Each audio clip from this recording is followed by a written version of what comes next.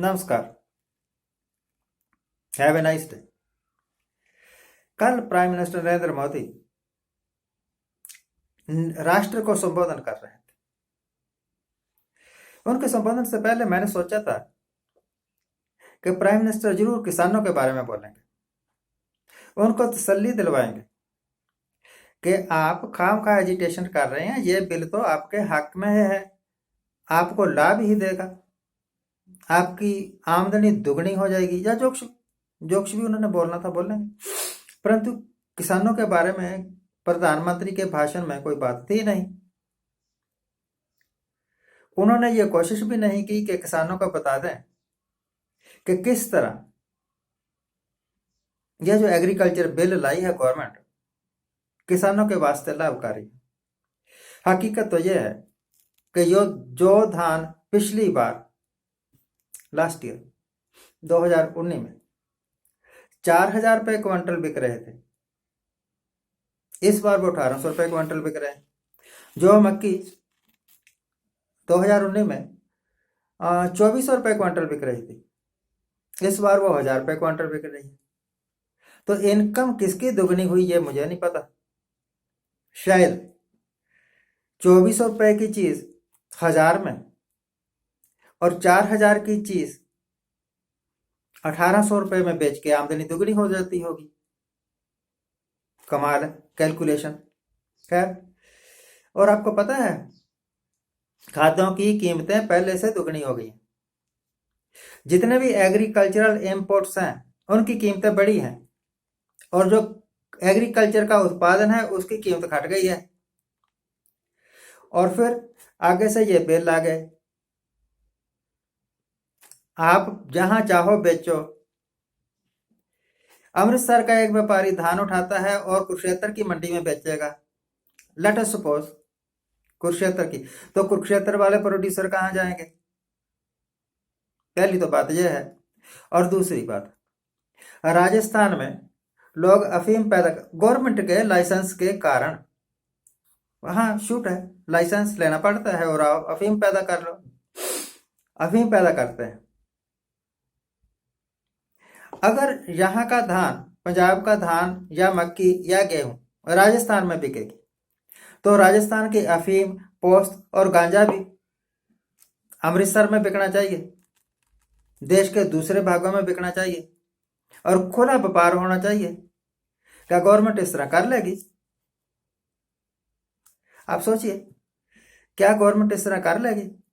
अफीम की खुली छूट, जहां मर्जी कोई बीज ले, जहां मर्जी कोई बेच दे। कभी नहीं करेंगे, कभी नहीं करेंगे। तो किसानों के बारे में कुछ नहीं बोला। मैंने सोचा प्रधानमंत्री काफी देर बाद ना, 5-6 हफ्तों बाद एड्रेस कर रहे हैं नेशन को, तो जरूर बताएंगे कि चाइना ने हमारा 38,000 स्क्वायर किलोमीटर का रकबा कैसे कब्जा कर लिया, और अब गवर्नमेंट ऑफ इंडिया क्या करने जा रही है, कौन सा बम फेंकने जा रही है चाइना के ऊपर, ताकि चाइना मजबूर होकर हमारी धरती छोड़ के भाग जाए। अगर गवर्नमेंट बालाकोट कर सकती, आपको याद है ना बालाकोट, ठीक इलेक्शन से पहले हुआ था, शायद आप भूल गए होंगे। जो पुलवामा में हुआ था उससे 1 किलोमीटर भी धरती नहीं गई थी हमारी, और जो चाइना के बॉर्डर पर हुआ है वो 38,000 स्क्वायर किलोमीटर धरती चली गई है। अगर 1 इंच भी धरती ना जाने के बावजूद सर्जिकल स्ट्राइक हो सकता है, तो 38,000 स्क्वायर किलोमीटर धरती हड़पने वाले के ऊपर कुछ ना कुछ तो कार्रवाई होनी चाहिए। कम से कम मुंह से ही बोल दो, कुछ नहीं। हाँ, फिर मैंने सोचा कि शायद प्राइम मिनिस्टर गिरती हुई जीडीपी के बारे में बोलेंगे, कुछ नहीं बोले। मैंने सोचा कि प्राइम मिनिस्टर जो बेरोजगारी बढ़ गई है उसके बारे में बोलेंगे, कुछ नहीं बोले। मैंने सोचा कि आपको पता है कि इस वक्त हमारा हंगर इंडेक्स पाकिस्तान से भी नीचे है, बांग्लादेश से भी नीचे, अफगानिस्तान से भी नीचे। बहुत सारे देशों से हम नीचे चले गए। भूखमरी के आंकड़े ऐसे बोलते हैं उसको, उसके बारे में भी कुछ नहीं बोले। जो बोले वो बोले, जो भाषण मैंने सुना, जितना कि मैं उनका भाषण समझ सका, कि हम कोरोना को अब काबू करने ही वाले हैं।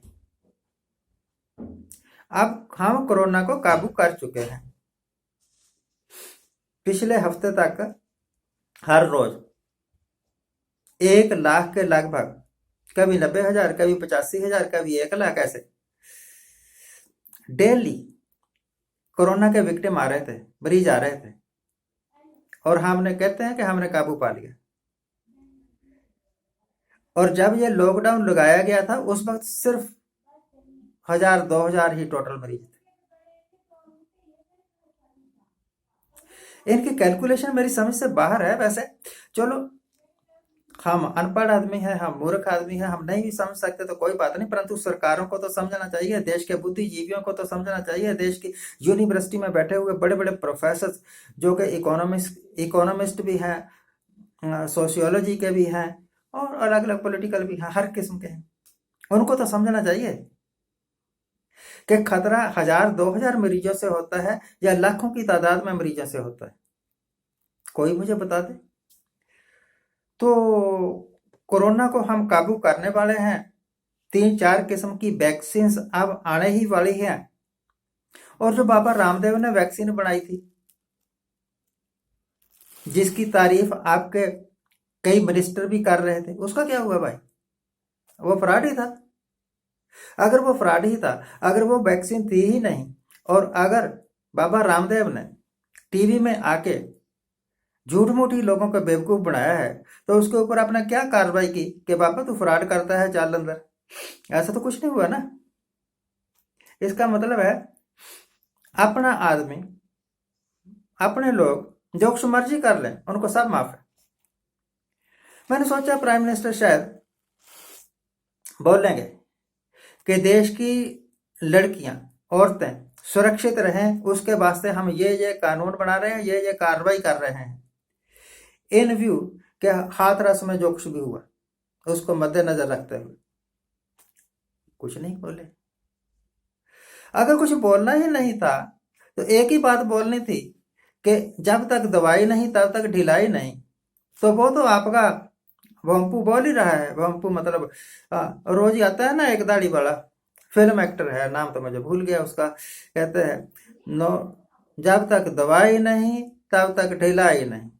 जो बात हजारों बार हम रोज सुनते हैं टीवी में, वही बात आप आपके कह रहे हैं। तो आपके प्राइम मिनिस्टर, ये प्राइम मिनिस्टर के लेवल का लेक्चर नहीं है, माफ करना। आज के लिए इतना है।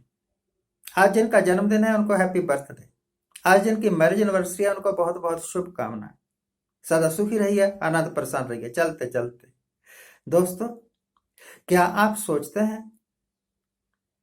आपको सोचना चाहिए। मैं चाहता हूं कि आप सोचें कि जो हमारी सरकार है वो देश के हित के बारे में जो कुछ भी कर रही है वो सही है? जो कुछ भी दिखाया जा रहा है क्या वो हकीकत है? क्या हम इसी तरह उल्लू बनते रहेंगे?